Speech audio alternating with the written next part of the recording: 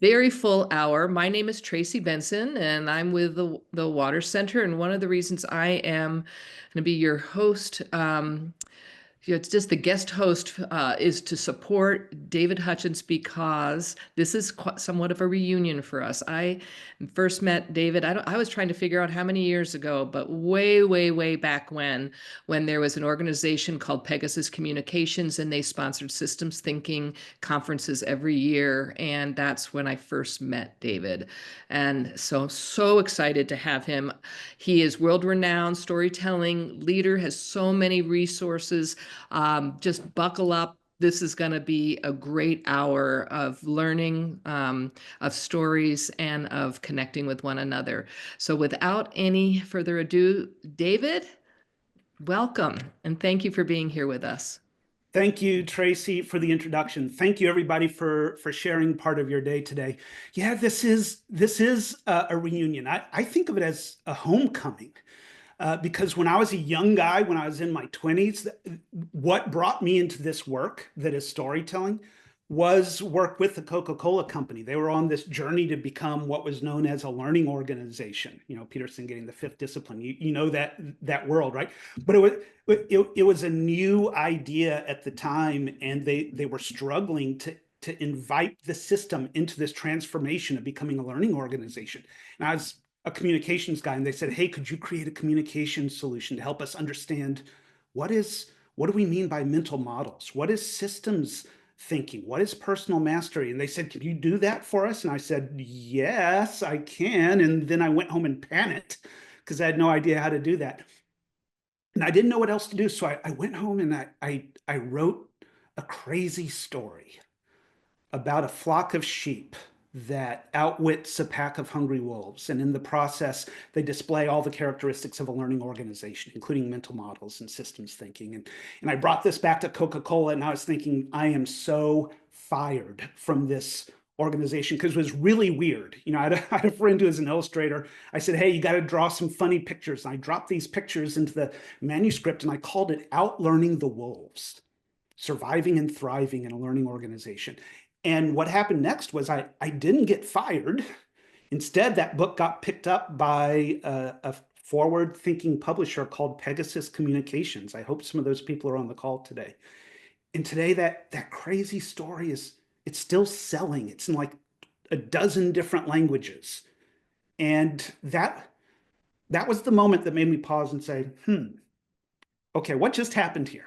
What is it about this language that is story, that's narrative, that had this unexpected effect? I wasn't trying to write a hit book. I was just trying to solve a problem for my client, right?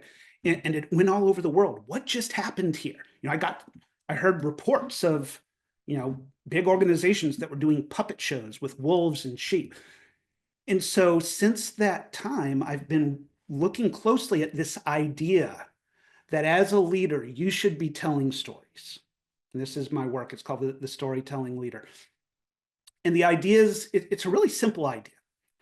That is, when we use this language that is narrative, when we tell stories, that something different happens, and that we can bring this unique moment of connection into more parts of the work that we're doing. So today I'm going to share some ideas with you about what that can look like. I've got lots of ideas, lots of story examples. So I'm going to talk a lot, but I like dialogue.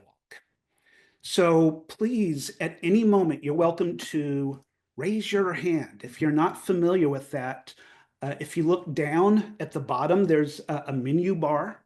And if you click on the heart that says react, it's what it looks like on mine anyway. There's a button that says raise hand. You see that up in the corner, how my hand just raised? And we'll see you, and then you can say something. Or we're a small enough group, 34. If you just want to start speaking, you're welcome to do that. Or use the chat window, and you're welcome to make comments to each other, post observations, ask questions. Every now and then I'll have Tracy share with me some of what you're talking about in the chat window. So lots of ways to connect. And yes, tell us who you are.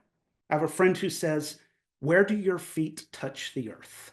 Where are your feet touching the earth today? Where are you? So share some of that in the chat window.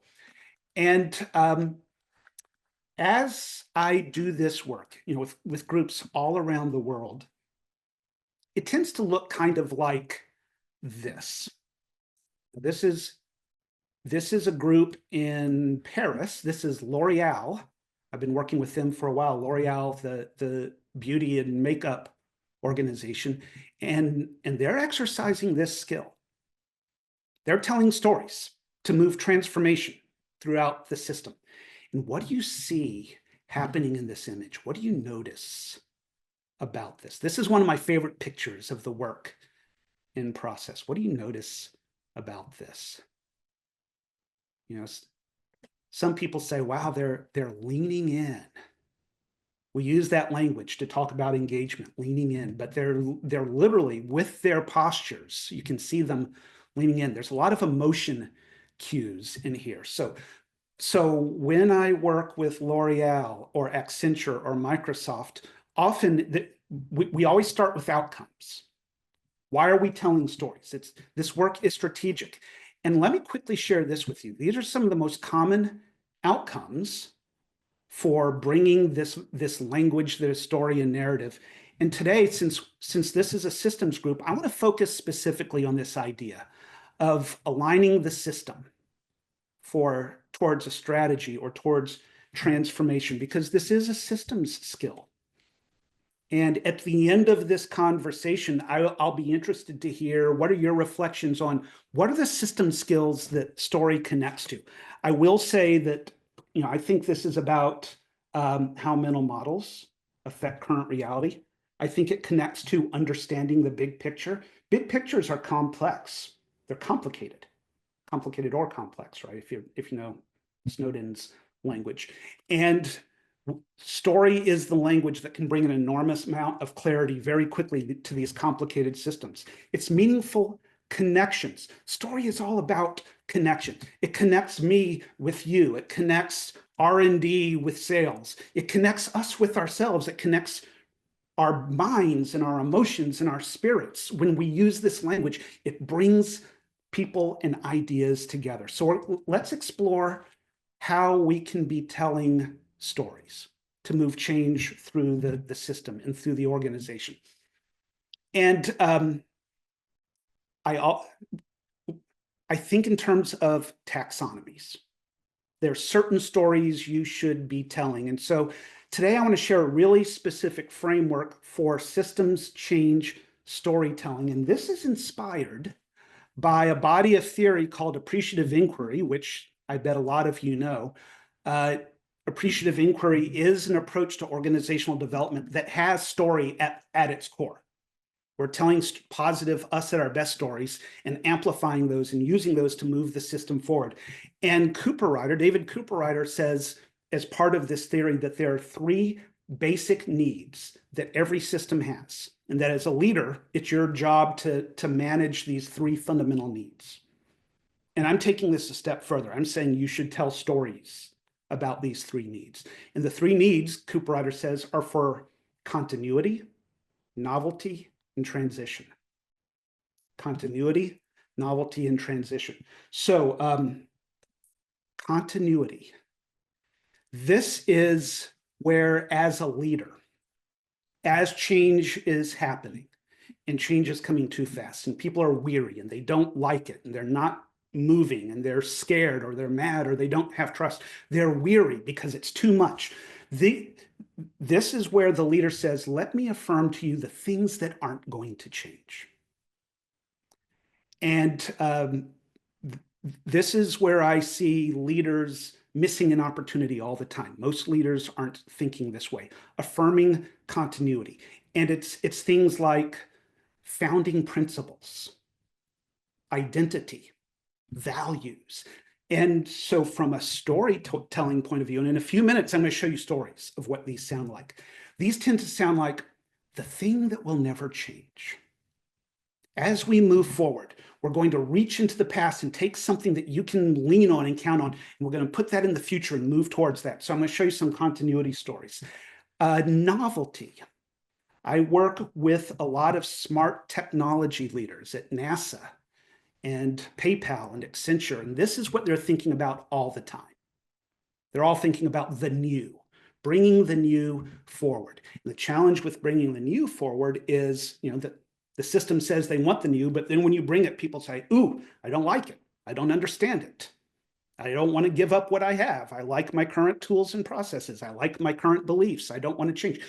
And so we need to tell stories about a future that is more attractive than the future is that we're in now. And we want to use story language because we feel that story language. And when you tell this story of the future, we'll say, ooh, that feels better than the story I'm in now. And people will gravitate towards that much more willingly. And from a storytelling point of view, this tends to sound like, imagine a world.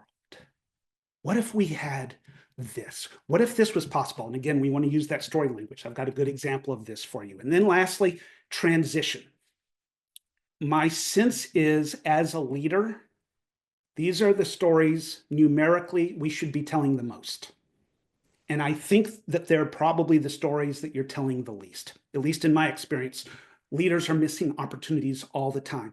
This is how we manage movement towards the new. This is how we dream and act on aspiration and learn and experiment and fail and update our mental models and try new behaviors. And as a leader, we want to manage this process of moving the system forward by telling these stories of what it looks like as people are trying the new things. From a storytelling point of view, these are stories of journey, change, and learning.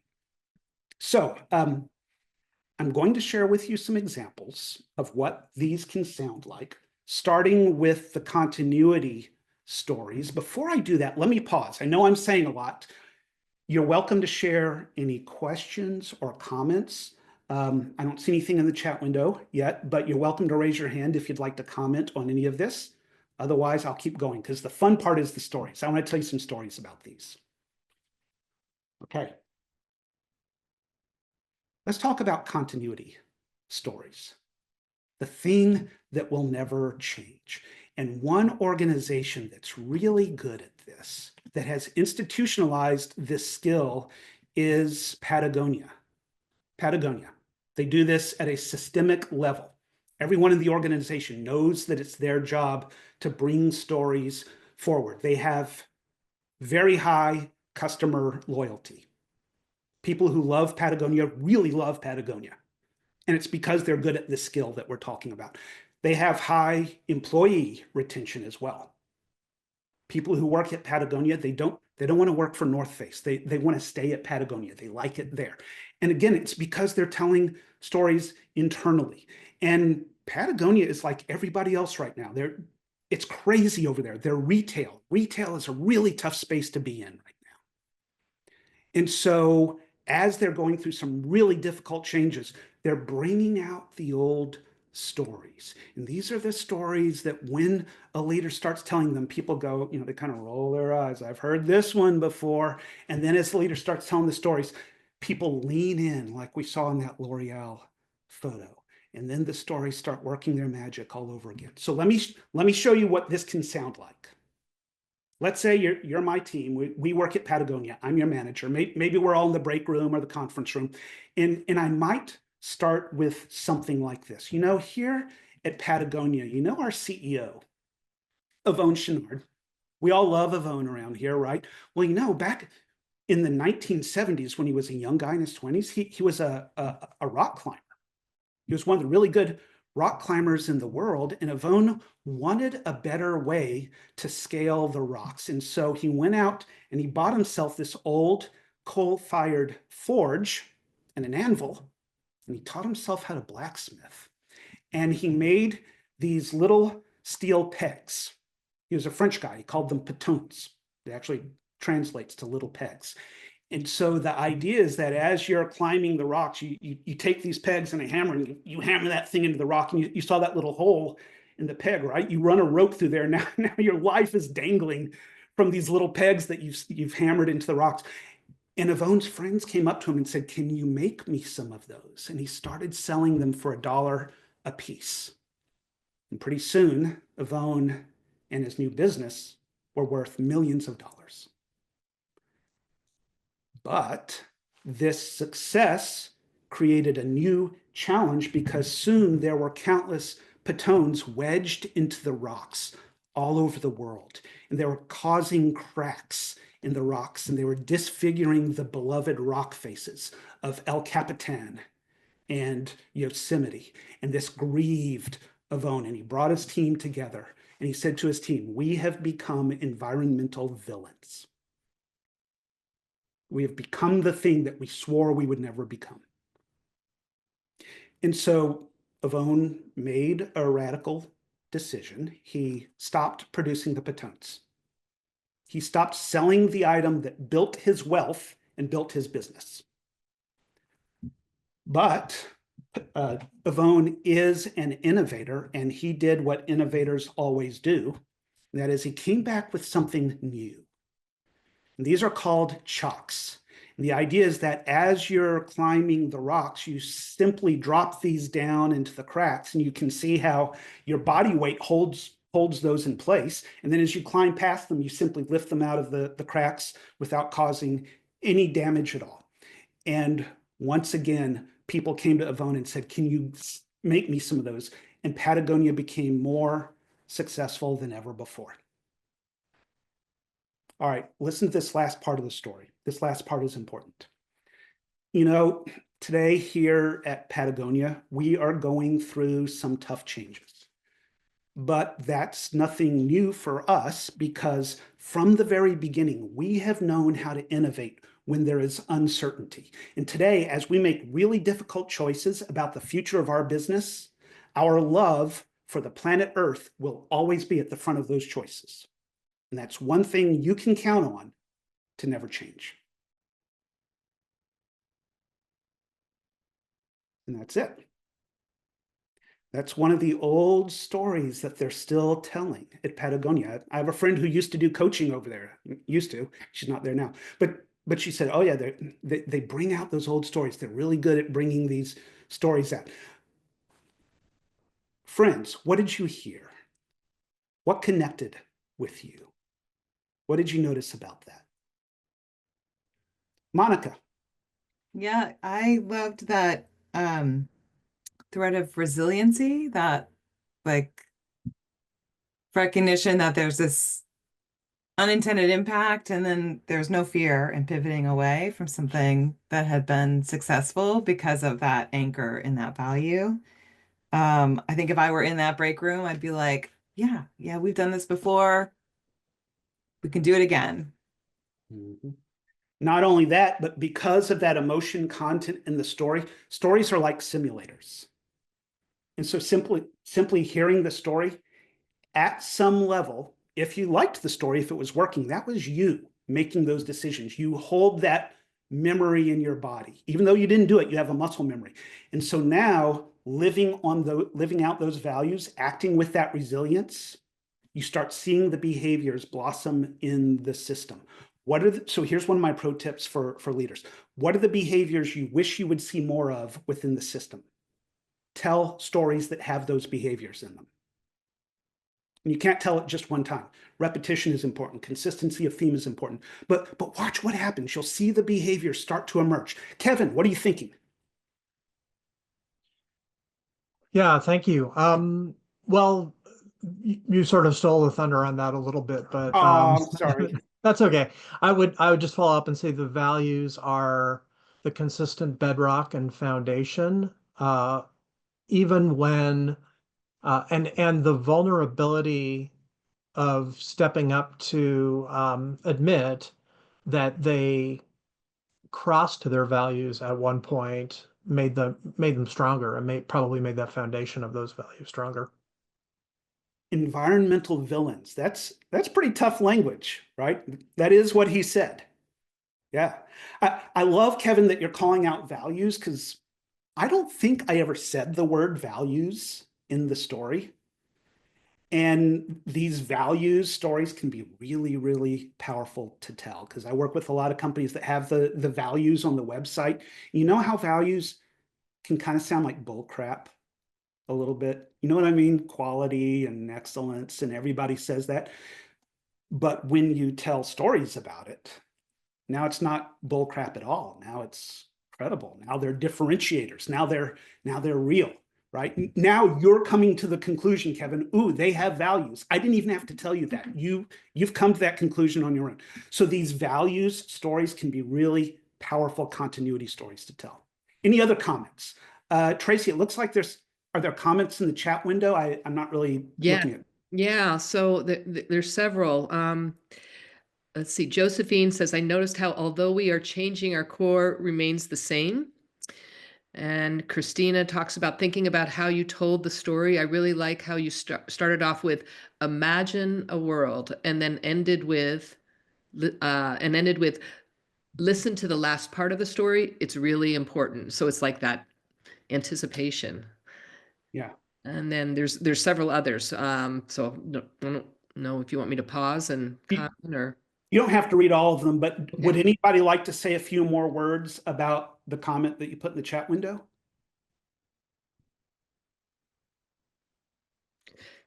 Lisa talked about the importance of humility and willingness to admit wrongdoing. That kind of goes back to that villain aspect of. Yeah. I'm going to show you more of that. But this is something that does come up a lot, especially when I work with super smart leaders who, senior and they're paid all the big bucks and they don't want to show you the time that they got it wrong or that they didn't know what to do. And your leadership becomes more potent when you do that. You don't lose credibility when you do that. We love you more when you tell those stories. And so when I work with senior leaders, we actually spend a lot of time with, show us who you are. Let us see more of you learning and you adopting new behaviors and new mental models. What I'm hearing is that it sounds like for a lot of you, the story worked. And the reason I say that is, sometimes you hear a story and some of you are going to go, I didn't like that one, right? If you don't like a story that I share, let me know. We can talk about that. We can talk about why the story did or didn't connect. If the story did connect with you, then the science says something really important was happening. And if we were to take me telling the story and slide me into an MRI and scan my brain, and we have this, we have the brain scans. We know what your brain looks like on story. What we would see is my brain, while telling a story, is more active. More regions of my brain are lit up. And then here's the fascinating part. If we also took you and slid you into a second MRI at the same time and then scanned your brain, what we would see is that our brains are lit up in a pattern that is nearly identical. So if that story was working, if you liked it, then at some level, your brain changed shape to become like my brain. And the science behind this is called neural coupling. Some call it neural entrainment. Maybe you've heard of this, right? Neural entrainment. This is a really powerful connection between our brains. And what's significant about this is that data doesn't create neural coupling. A causal loop diagram, as rich as that is, doesn't create this emotion human connection between people. Stories with emotion content in them create neural coupling between you and the people you're talking about. And that's the simple idea behind everything we're talking about, is we want to bring this moment of connection, this human connection, into more parts of the work that you're doing, because we can do something with that. It's really powerful. Henny, what are you thinking about? I actually wondered, you hear me? Do you Yes. hear me? Okay. Yes. I was actually wondering, that neural entrainment, is it something that only happens when you're telling a story in person, or also when you're telling a story on paper? Then there's a kind of a delay between the moment that you told the story and that the people, your public, is reading the story. Yes, it does happen on paper. It happens, Okay. but there are certain elements that have to be in there for it to happen, and we'll talk about that. But yes, Okay. it works on paper. Or if you're, remember the old days when we used to go to the movie theater, right? Do you remember sitting in a movie theater? And after a while, if you're into the movie, you know how like the walls of the theater disappear and you stop noticing the audience around you? That's neural entrainment. You've been transported into the story at some level. right? So yes, it happens if we're watching a screen, or if we're reading it on a paper, or if we're, talking to each other. There's more that happens because we're getting that neuroception synchrony between our neurologies. But story, regardless of format, will create this neural coupling. I told you at the beginning that I think in terms of story taxonomies. And one of the really fun resources that I use in this work, this is the story deck. And this is after I've heard thousands of leaders tell thousands of stories. I started collecting a taxonomy of story types that you could connect to different work, whether it's innovation work, market-facing sales work, knowledge and learning transfer work. We're talking about transformation work. And so these are dozens of cards of stories that you have that you could be telling that I bet you're not telling. And so when we go through the story deck, we do an exercise called story mining, where we go through the cards one at a time and go, no, I don't need that story. No, I don't need that one. And then you'll go, ooh, I need a story like this for my big event coming up. So this helps us identify the stories that you have that you didn't know that you knew. I have a special supplementary deck that is transformation storytelling, organized around continuity, novelty, and transition. So we're talking about continuity. As we talk about continuity storytelling, there's lots of stories you could tell, but here's two. One is it was true at the beginning. There's something special about how we began. So this is what the cards look like. You see that there's a name of the story type at the top, a use case, and then down at the bottom is a prompt that invites you to start reflecting on what your version of that story might sound like. But as you're introducing a change into the system, that is a good opportunity to pause and say, you know what, tough times are coming. Let me tell you about the thing that's not going to change, the thing that was true at the beginning. So that's one continuity story you could tell. Here's another one, the power of our values. There's something we believe around here. Maybe it's the values listed on the website. Maybe those are the espoused values. I think the lived values are the really powerful ones. There's something we believe. We're not going to compromise it. In fact, we're going to lean on this as we move into this difficult new world. Let me remind you what this looks like and feels like here within our system. So that's two continuity stories you could tell. There's many more, but there's a couple to get you started. And one opportunity here, we keep talking about storytelling. A lot of my work is bringing the team together. The story circle is an ageless structure. Humans have been doing this for tens of thousands of years. So we keep saying storytelling. Don't forget your teams have stories that you haven't heard. You would be amazed the stories on your team that you haven't heard because we don't create enough occasions for these stories to come forward. So a lot of my work looks like, hey, we need value stories. We need some continuity stories.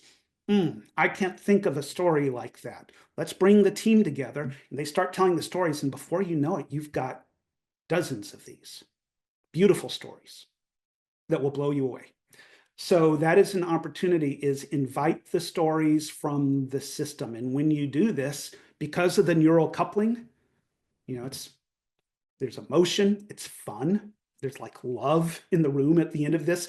Everyone will say that's the best meeting we've ever had. We should have more meetings like that.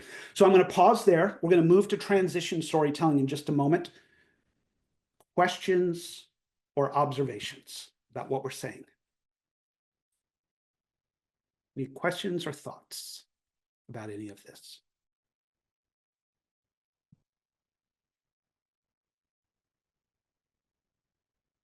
Let's talk about transition storytelling. This is storytelling for behavior change. This is storytelling where we're inviting the system to move. And stories of change and journey and learning. Let me show you one example of what this story can sound like. And this is a lady named Dr. Amy Edmondson. And if you recognize her or her name, many of you probably do. She is the thinker behind a really popular body of theory known as psychological safety. She is a Harvard researcher who's brought forward this idea that some teams have a special capability that makes them more innovative than other teams. So I'm going to show a transition story. Amy Edmondson telling a learning story. And I call this story, there's different names for it. Some people call it the discovery story, the process story. I like to call it the eureka story. And the idea is that as leaders, as we're bringing the new thing forward, we get really fixated on the new thing, right? Here's the new program. Here's the new app. Here's the new feature. Here's the new offering. And we want everybody to look at that because we've been working really hard on that, right? And what this story would suggest is that we kind of step back and peel back the curtain on that. And let us see you. Let us see the team thinking and creating and discovering as we bring this thing forward, because we're not only engaging with the new thing, we're engaging with the team that brings the new thing forward. So these are stories about you. You need to put you in these stories. Some people say it's not about me. Yeah, it is about you. You're in this role that's leadership. So in this video I'm about to show you, Amy Edmondson is introducing her research into the idea of psychological safety. Tell me what you notice about how she starts her presentation. I got into this. I got interested in this actually quite by accident. Let me tell you how it happened.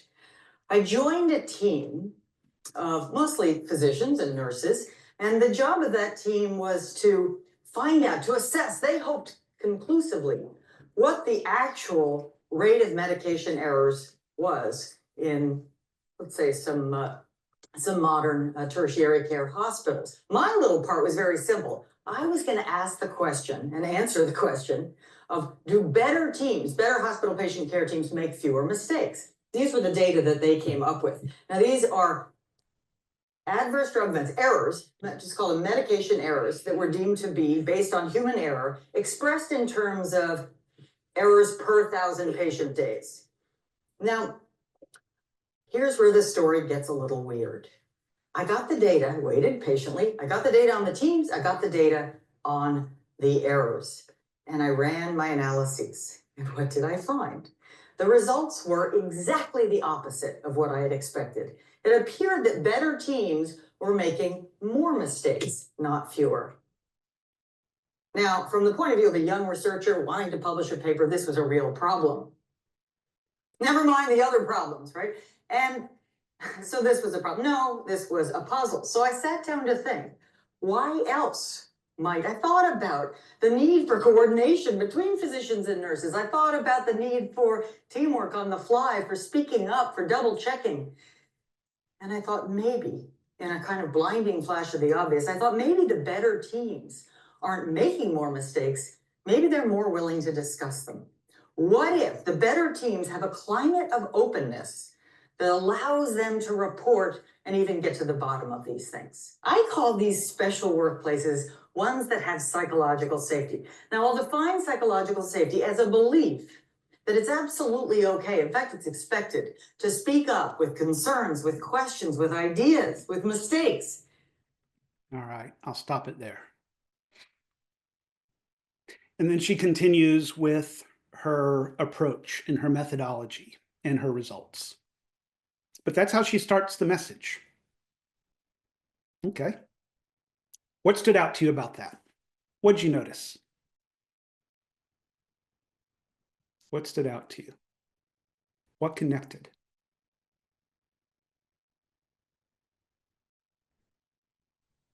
Yeah, I like that, Henny. Let me tell you how it happened.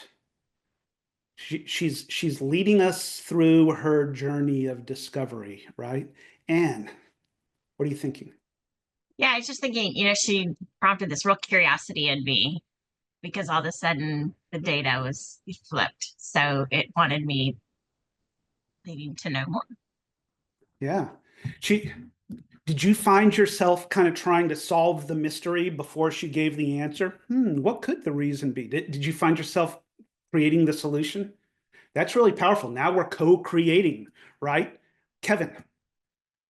What stood out to me was she started with kind of a sterile problem statement, like a typical problem statement.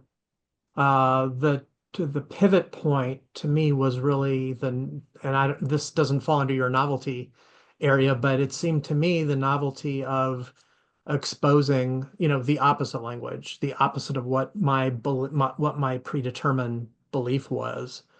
So, that was the sort of the light bulb moment that she offered up, I think, to the audience or to me. Actually, well, you said something really interesting because, I'm showing this as an example of transition, but you're connecting it to the novelty idea.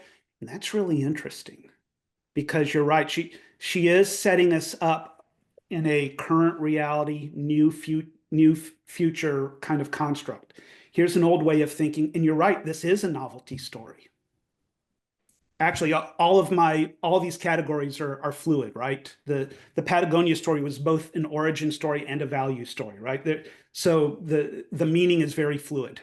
We can connect them to a lot. So that's really interesting, saying that this is a novelty story. I think you're right about that. Yeah. One thing I like about this is, I think Amy Edmondson she's a good presenter. She's not the most charismatic public speaker in the world. And I always tell people, this work is not about presentation skills. I don't teach people to be better public speakers. When you do this right, you should not sound like you're performing. A lot of people hear the word storytelling and think, oh, I have to act. I have to be an actor. I have to memorize a story. No, don't do that. When you do this right, you will sound like you. A more effective version of you, but just you talking about what happened, what you experienced, and what it felt like, and what you think it means. And when you do that, your influence becomes very, very powerful, right?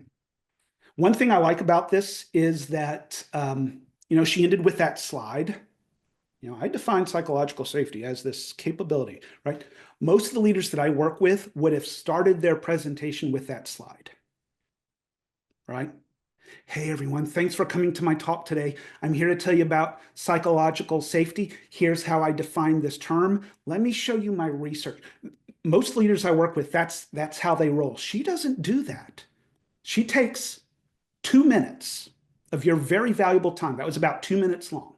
I know you weren't timing it, but I pay attention to the timing of these things.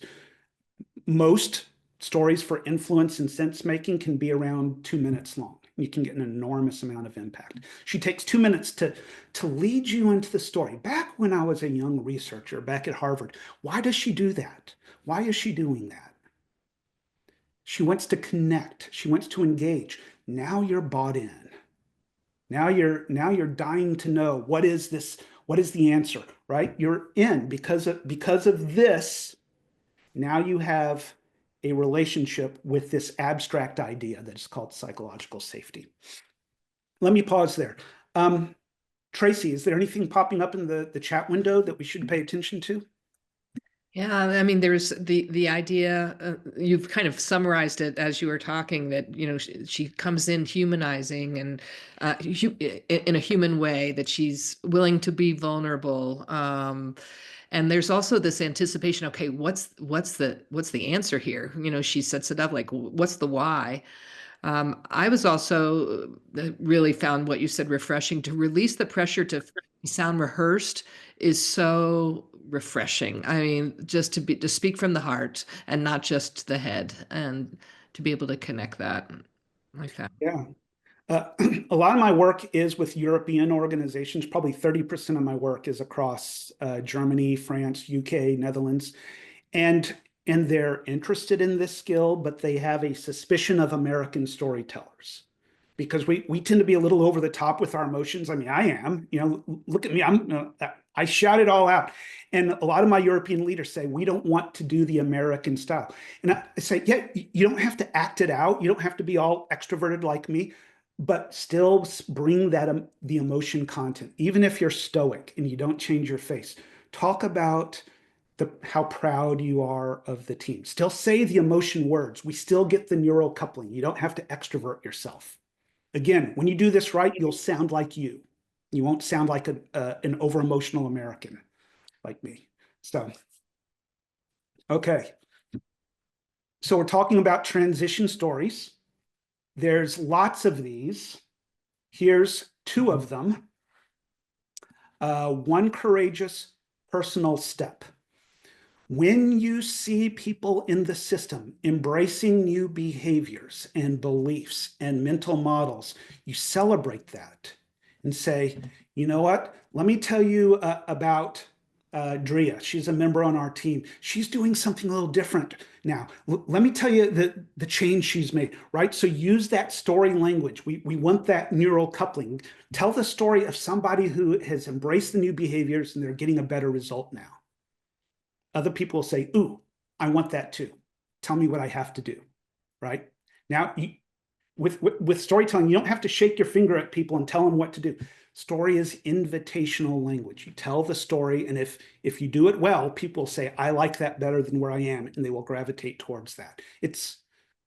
Sometimes I think we make leadership too hard, with incentive systems and punitive systems. And what if leadership is presenting a world that's more attractive than the one that we're in and engaging people at the level of spirit and inspiration so that we can all move together in a more joyful way? So that's one transition story. Another is the Eureka story. We just talked about this, right? Let me show you what it sounds like when we solve problems with creativity and ingenuity. The trick is to tell these like a police story, like a detective story, right? Like CSI New York or Law and Order.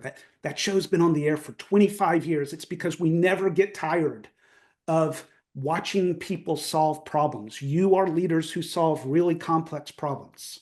You've got these stories. Invite us into your journey and into your process. So I'll pause there. We'll look at novelty stories next, and I'll move through this quickly. But questions or thoughts before we move forward? Wow, time is just flying past, isn't it? See, this is a fun conversation. When you tell stories, the time moves faster. If I were leading with data, if I were showing you Excel spreadsheets, some of you, not only would you be asleep, but you would have already forgotten what was on the last slide. Story sticks in your body. That emotion content makes it stick in your body. You'll remember these stories for a really long time. If I saw you 2 years from now, some of you might say, I remember the Patagonia story. What are the messages that you want to make sure move through the system and don't evaporate? Connect those stories, those messages strategically to human stories that will stick in the body. And that's what we do in this program, that is the Storytelling Leader, is strategically build these value-holding narrative assets that are going to move ideas through the system. Novelty stories. Because of the time, I'll skip the example. Let me just show you what these stories can sound like from the cards. Imagine if we had that here. So the challenge with vision, with the future, is that it hasn't happened yet. But stories are all historical. They're in the past. We want to point people to the future. How do you tell a story about something that hasn't happened yet? There's a few ways to do that, and one of them is this. Imagine if we had that here. So the possibility that we need in this system, let me tell you about another group that's doing something a little bit different. They're getting different results and better results than us. And then you tell it using this story language. And the invitation at the story is, imagine if we had that here. Think how powerful we could become. And then you get to invite a dialogue with the team. Stories are always the beginning of a conversation. We don't tell a story and then expect the system to shift. We tell a story and then we invite the system to say, what did you hear in that? What did you notice? What stories do you have that sound like that? Now we're in this deep sense-making dialogue together that shifts the system and moves the system forward. So imagine if we had that here is a great story to tell. Another novelty story is us at our best. At Pegasus, back in the old days of Pegasus systems thinking, we used to talk about a group called the Positive Deviance Institute. Do you know this work? Positive Deviance is an approach to systems transformation where you find who holds transformation within the system. And the idea is that, I'm consultant guy. If I come in with the answers, here's what this system needs to do next. People don't like that. They resist that. You're not one of us. The Positive Deviance Institute says, who are the people within the system that are getting better results, even though they're in the same context and they have the same resources, they're doing something that's getting a better result. When you find those people, these are the positive deviants. Deviance is a statistical term, right? It's not that they're weird, statistically deviant. They're doing something different than everybody else. Invite them to step up in front of the system and tell that story. And everybody will start asking questions. Wow, how are you getting those results? And now we're starting to see some change and some shift within the system. So those us at our best stories are really powerful to tell. These are also positive emotion stories. If you look at the prompt down at the bottom, that's actually a classic appreciative inquiry prompt. Tell me about a time when we were at our best, when you felt most engaged or most alive. Right now, we're bringing these positive stories that feel really good. There's some positive emotional contagion. Now people have energy to move forward and say, oh my gosh, we have to have more of that. How come we're not doing that? And now we're inviting stories of change from others within the system. When we talk about moving change through the system, there are thousands of stories you could be telling. I just gave you 6. There's 6 right there that you could start with. These cards are available as a download, by the way. If you'd like to have these, you can send me a email and I'll send them to you. Or I think that is the chat. Actually, let me drop the link. You can also download them for free. Those cards and lots of other resources are available at the website. Where do we go next in this work? First, I'll invite you to start reflecting on what might your versions of these stories sound like. I have a feeling that as I was talking, some of you are going, ooh, I've got a story like that. Yeah, you do. You should be reflecting on that. If you'd like to grab a screenshot of this, you're welcome to do so and use this to start identifying the stories that you have that you should be bringing forward. Where do we go next after this? After we've identified the stories, next is we want to tell them with impact. A resource that I use for that is this. It's called the Story Canvas. Now that we know the strategic story assets that we want to connect to the outcome that we're going for, we want to tell those so that they land with the impact, so that they work, so that your audience likes them. This is another resource that I'm happy to share with you. Once again, you can send me an email or it's at that link where you can download it from the website. But after we've identified the story, we build it visually. Let me go back. We build it visually. You see how they're using sticky notes. That allows us to experiment with the structure while we find the best possible way to tell this story. And this is an archetypal structure. I didn't invent any of this. These are all old ideas. I mean, Aristotle was talking about this in 4th century BC, right? So I didn't invent this. This is archetypal. You have heard endless stories that sound just like this structure. And your appetite for stories that sound like this is insatiable. You never get tired of it. My guess is at no point during the message today did you say, hey, the Patagonia story sounded a little bit too similar to Amy Edmondson's story. You didn't think that. I could tell 30 more stories and you would only hear the differences between them. Where we go next from there is often, this is Accenture in Munich. And we'll draw, these are additional stories that are in the story deck. We'll draw multiple stories, develop them, and then sequence them. And now it starts sounding little bit like a TED Talk. At Accenture, they go into these sales messages that'll be for like a $250 million contract, and Deloitte's in there on Monday, and McKinsey is going to be in there selling on Wednesday. And so they've started telling stories. They say it works much better than going in with all the data they used to. They start with a why I'm here story. A eureka story. Let us show you what it looks like when we solve problems. Moments of impact. Here's a customer we worked with where let us tell you a story of impact. And they use this more human language, and they find that it's a much better way to engage their clients and their markets and one another. So I will pause there. We are very close to the end of our time together. Questions or thoughts about anything that I've shared with you today? Isn't this a fun conversation? What if work was fun, right? It's that emotion content.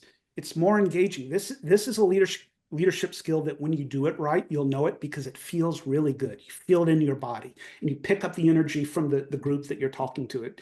And so there's this neuroception where we become aligned at a neurological level, and now we're moving forward together. Kevin.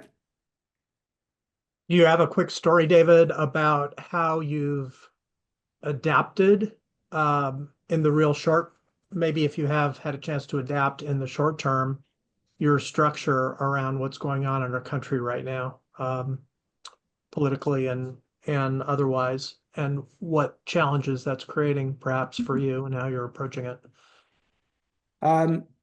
If you follow me on LinkedIn, you're welcome to go look me up. It's funny you ask that because I just posted something a couple hours ago where I offered a free consult or intervention with anybody who is either a government worker, research, DEI and social movements, science, whose work has been disrupted or even terminated because of political action.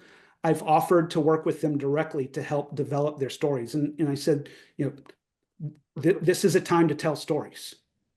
Don't respond with violence. Don't respond with outrage. Respond with stories. And I'm recommending telling those impact stories. Actually, a senior leader from USAID has already reached out. They need to tell impact stories. Let me show you what it looks like when we're making a difference in the world. You tell that story, make it a human story. Give us a single protagonist if you can. We're going to build it on the canvas. We want that neural coupling connection. And then the end of that story is, and now we can't help somebody like that anymore, right? And now let the audience get outraged. Oh my God, this can't stop. We have to have more of it. So this is a time for people to speak up and exercise their stories. Monica. Yeah, I guess my question is sort of along the same lines. I just was thinking about the stories my team has and how we may differ in our interpretation, our way of telling a story about a single event. And I'm wondering if you've coached teams through that process, that like how to be inclusive of multiple interpretations of a single event that arise when the story is told. Mm-hmm.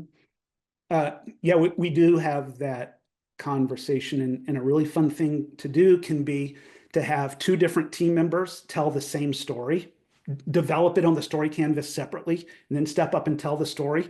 And it's kind of like in marriage, and when my parents were alive, I would go home for Thanksgiving, and my dad would start talking about the terrible trip we took to the Grand Canyon, and then mom would slap his shoulder and say, "That's not what happened. Let me tell you what happened." And he'd say, "This is my story, Pat." Right? So yeah, we all lived a different story. That is not a bug of this technology. Mm-hmm. It's a feature of it. Oh, you experienced it differently? Tell me your version of the story. Interesting. Let's talk about that. Let's do some sense making around that, right? The story is always the beginning of a dialogue. It's not the end of a dialogue. Liza. Thanks, David. Yeah, my question is, again, same theme as what has been shared, but in particular, talking about the connection between a story and data, because we're in an environment where certain, like a one outlier thing is being used to establish an overarching narrative about whole people groups. So I'm curious as to if you have any special advice about how data, weaving that in and enriches storytelling. Yeah, especially in this environment where we're seeing stories used as weapons. And it's funny, a question that comes up a lot is people say, does my story need to be true? People ask that, I know, and the short answer is yes, your story should be true. The long answer is we could talk about truth and representational truth versus literal truth and metaphorical truth, but your story should be true. I think of authenticity in storytelling as there's two stories. There's the story I tell, the espoused story, and then there's the story that you live, or the story or your data. When those two things line up, there's a coherence. And people say, oh, that's authentic. The further apart those things are, if I tell a story and you're looking at your data or your lived experience and you're going, that doesn't match at all, right? The response to that is rage. People get really mad if you tell a story and they say that doesn't match what I'm seeing at all.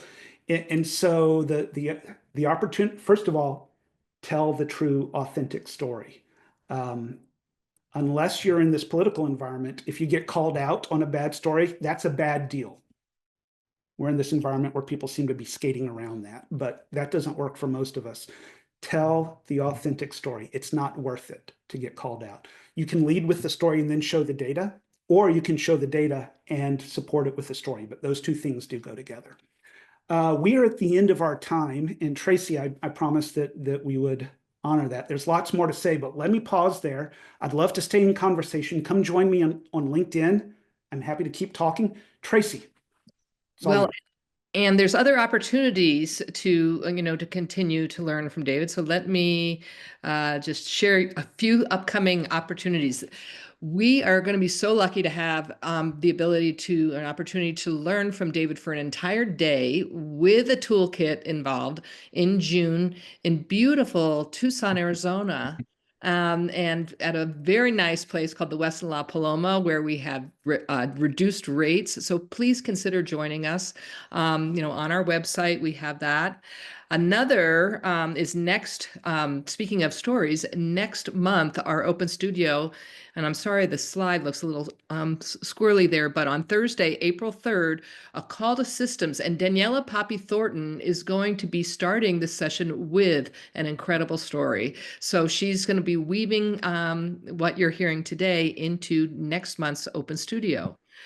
Then we also have Keisha Davis Caldwell is going to be doing a series on specific to women working on my agency now spring into a new focus.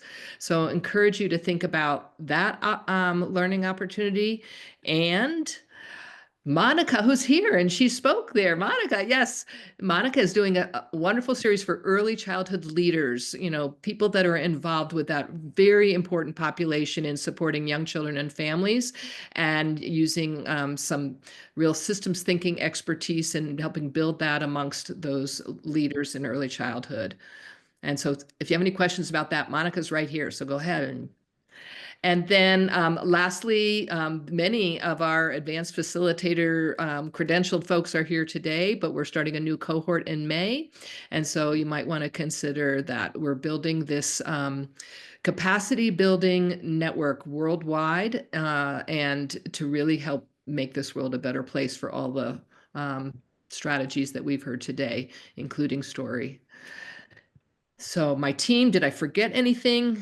You got my back, and I so appreciate you, David, and excited that we're going to be joining hands and partnering on this work together.